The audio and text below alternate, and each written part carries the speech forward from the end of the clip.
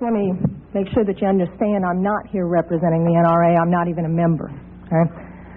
Secondly, I'd like to say that in your opening statements, you commented specifically on my testimony, saying that basically it had nothing to do with this issue.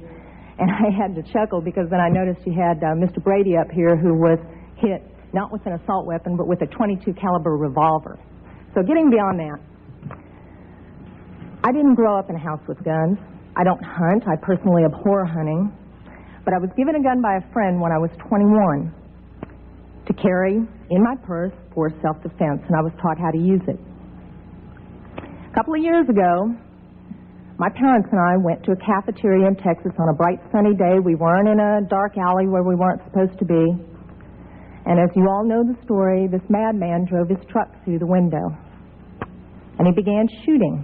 Well, immediately, my father and I got down on the floor and put the table up in front of us.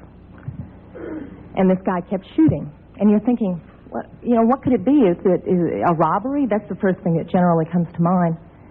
And he keeps shooting. It took me a good 45 seconds to realize that this man wasn't there to commit a robbery. He wasn't there for a hit. He was there to simply shoot as many people as he possibly could. Now, I'd like to make something clear. I hear all this talk about how many bullets can go in a clip. I've been there. I can tell you it doesn't matter. It takes 1 second to switch out a clip. You can have 1 bullet or 100 bullets. It doesn't matter, guys. I've been there. He goes, dump, dump, just like that. That's not enough time to rush a man. I promise you. When I finally realized what was occurring, I thought, I got him. And I reached for my purse. He was maybe 12 feet away. You know, is it possible my gun could have jammed? Sure. Is it possible I could have missed? Sure. But I can tell you I've hit much smaller targets at much greater distances. But then I realized that a couple of months earlier I had made the stupidest decision of my life. I took my gun out of my purse and left it in my car. Because as you well know, in the state of Texas, it's sometimes a felony offense to carry a gun in your purse. I can tell you that I'm not mad at the guy that did this.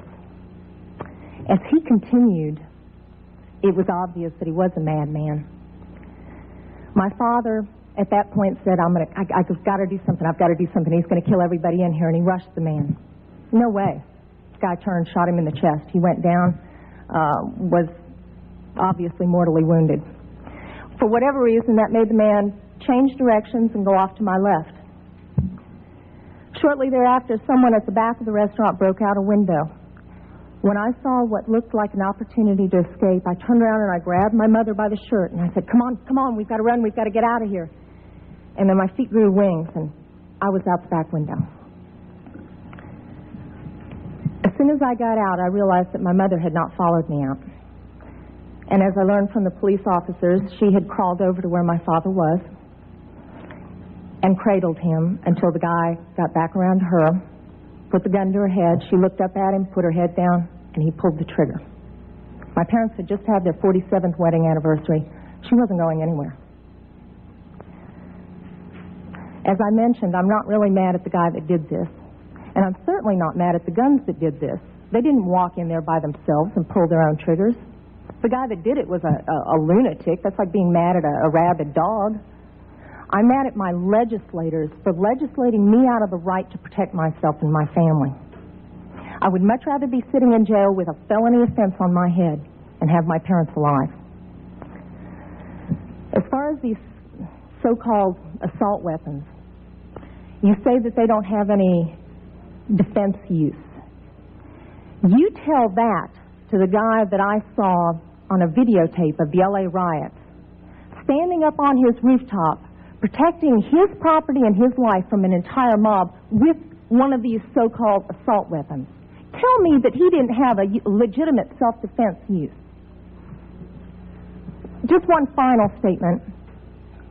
I've been sitting here getting more and more fed up with all of this talk about these pieces of machinery having no legitimate sporting purpose, no legitimate hunting purpose, people, that is not the point of the Second Amendment. The Second Amendment is not about duck hunting. And I know I'm not going to make very many friends saying this, but it's about our right, all of our rights, to be able to protect ourselves from all of you guys up there. Wow, this was one of the most powerful videos and testimonies before Congress that I have ever watched and seen. Suzanna Hupp outlines the case for the Second Amendment so beautifully and powerfully, speaking from her own personal experience where her two parents were brutally murdered. God bless her, and may God rest their souls.